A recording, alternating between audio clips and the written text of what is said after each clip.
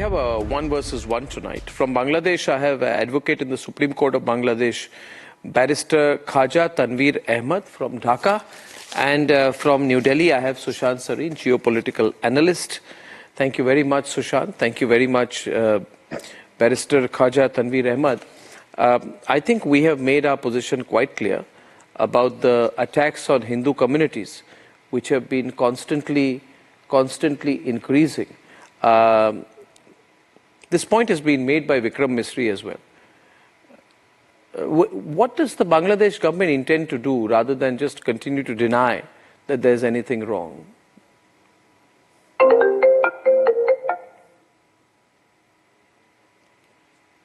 Are you asking me? Or? Yes, that's to you, Mr. Ahmed. Yes. All right. Good evening. Good evening. Yes. The thing is that whatever you are blaming to us that the Bangladesh, the minorities, Hindu minorities are being attacked by after 5th of August. The Bangladesh government always said that there is nothing happening in country. Rather, they are inviting the international community and as well as your country to come visit us and inquire about this matter. What was going on actually? It's only propaganda the Bangladesh government is saying, and we can see from our eyes that there is nothing happening in country. You know that we are in very calm position. There is nothing. There is no Hindu or Muslims. There are no riots. Nothing. No clash. So there is not only Hindus living in minority living in Bangladesh. There is other minorities also living, Christian, Buddhist. You know that. So why are always talking about just only Hindus? This is my first question. Yeah. You are asking me a question. Okay, I'll answer this to you. Since you're asking me, and then I'll pass it on to Sushant for a response. You are saying that why am I asking about Hindus? I'll be very clear. I am asking about Hindus, right? Because India is home to 95% of the Hindus in the world. Our country is the home to the largest share of Hindus. And therefore, we are very interested in what is happening to Hindus. We are very concerned about other minorities also. Secondly, can you tell me whether Chinmay Krishna Das is a Buddhist or a Christian? Chinmay Krishna Das. Is he a Buddhist or a Christian? He's a Hindu, right? Yeah, and second question, please. Now that you are asking me a question, I'm asking you. Yeah, okay. Can you tell me whether it is true or not that the complaint against him was filed by a person called Inamul Haq, who is a member of the Hifazat-e-Islam Bangladesh, right? Which is batting for Islamic Sharia imposition in Bangladesh. It's a fundamentalist group. Yeah. So my point is a fundamentalist group is targeting a Hindu leader. Hindu homes are being burnt. Hindus have been targeted. And you're asking me why I'm concerned about Hindus. Who do you want me to be concerned about? Jews in Bangladesh? The first thing is that, you know, that you are talking about the case which was filed by the Anamul Haq a few days ago. No, is Anamul Haq a member of the Hifazat-e-Islam? Hifazat-e-Islam. Yeah, and his Hifazat-e-Islam a fundamentalist organization or an NGO? He is a Hifazat-e-Islam activist or not. The thing is that he is not filed against only not Chinmay Krishna Das. He also filed other. But Hifazat-e-Islam leaders were freed and met with by the Yunus government. After the regime change, they were released, and you know the charges against them have been waived off. Yes. So which means today, I'm saying your government is literally, allow me, your government, you should realize, because your government is being run by fundamentalist groups. Yunus is only a proxy. I haven't finished yet. I'm saying that the Anamul Haq, who has filed this case, he is not filed only Chinmay Krishna Das, he also filed other peoples who attacked him. You know that on 26 November. Did your government provide him a lawyer? Is it true that Chinmay Krishna Das, did he have a lawyer in court? No, let me finish this point first.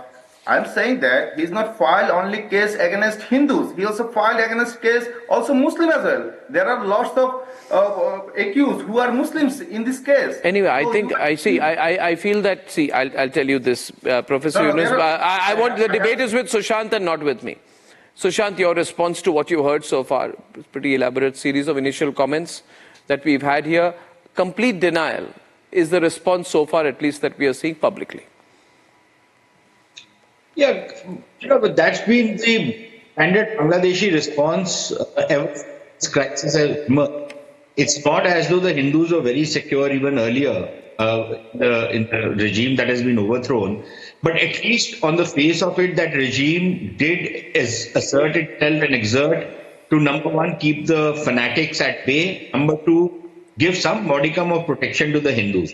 Now, what was the first thing that, what was the defense that the so-called chief executive or chief advisor, whatever his designation is, gave? He said, well, attacks Hindus, this is not religious, this is only political.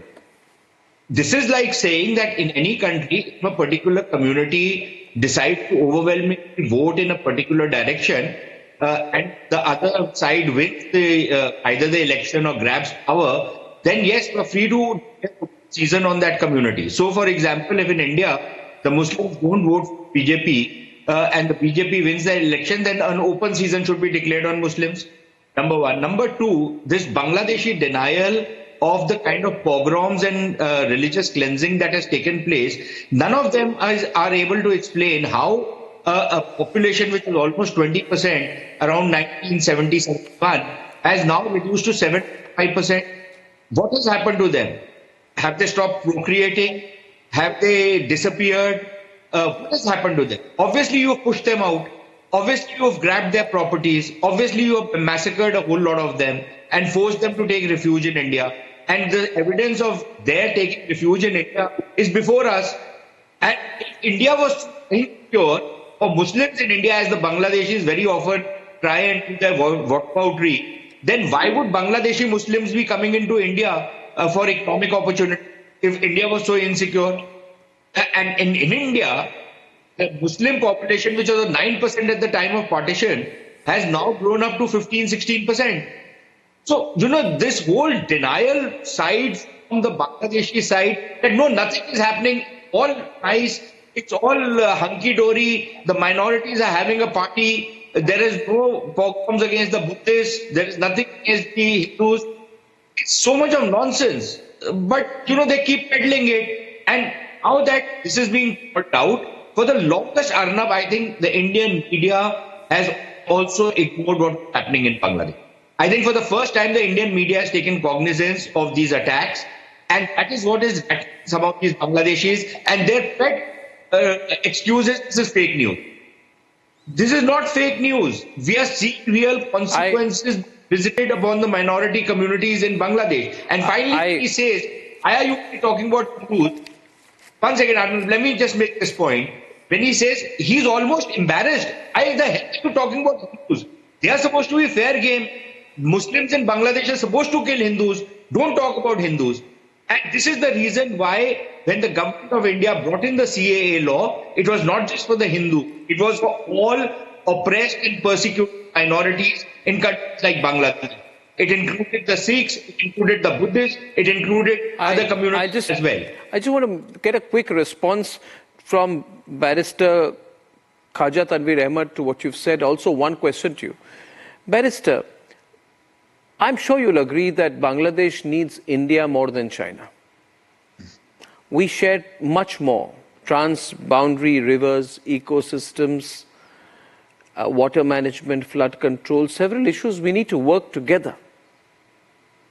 This anti-India feeling, creating a hate campaign against India will actually not be very useful for Bangladesh in the long term. I think today, don't you agree that the Indian Foreign Secretary going there is a big gesture by the Indian government? We are willing to work with you, provided you also take care of our concerns. Yes, I agree. Bangladesh also wanted to work with India. India is our neighbor country, and we have a good relationship. Just after 5th of August, after former Prime Minister Sheikh Hasina fled this country, then you are just accusing us we are attacking the Hindus minorities. These things is just accusing day after day. You are just accusing us that we are attacking them. The thing is that if you really want a good relationship, you cannot, a one-sided cannot be a friendship. If you want to make friendship, so both parties should work together. Not only just India is willing to work with Bangladesh, Bangladesh is willing to work India. This is not happening. That is totally there. But as of now, the practical problem, Barrister, is that I'll tell you. I close with this. There is too much control of these Islamist forces on Yunus. You see, Yunus is not an elected leader. He has been picked up there by a mix of students and army. There is internal issues, there is economic chaos. He has his limitations, we understand. But he cannot say, there's no attack on Hindus. We will keep pushing that point. There's no denial. The right, Sushant? Accepting it does not make him weak. Right now, he's looking weak to us because he can't even accept it. If he says, the day he became, okay, Sushant takes over. Sushant, go on. You want...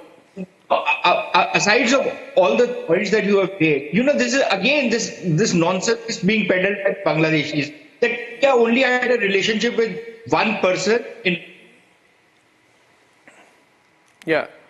Lost the line. No.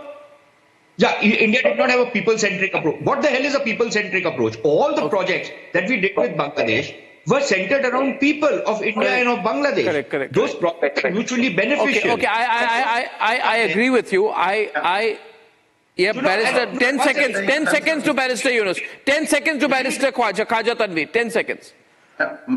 Mr. Arnab, what I'm saying that Professor Dr. Muhammad Yunus, he was picked up by the whole people, the whole entire country wanted him to be a represent Bangladesh, not just only a student and public. You know that why it is happened, why former Prime Minister left this country. It is not happened in one day. She did lots of things. Okay, that's a longer discussion. I will have a discussion on that as well. I've run out of time. But I think today is a good start. I don't want to be cynical about it. But Bangladesh has to do more to continue to win our trust.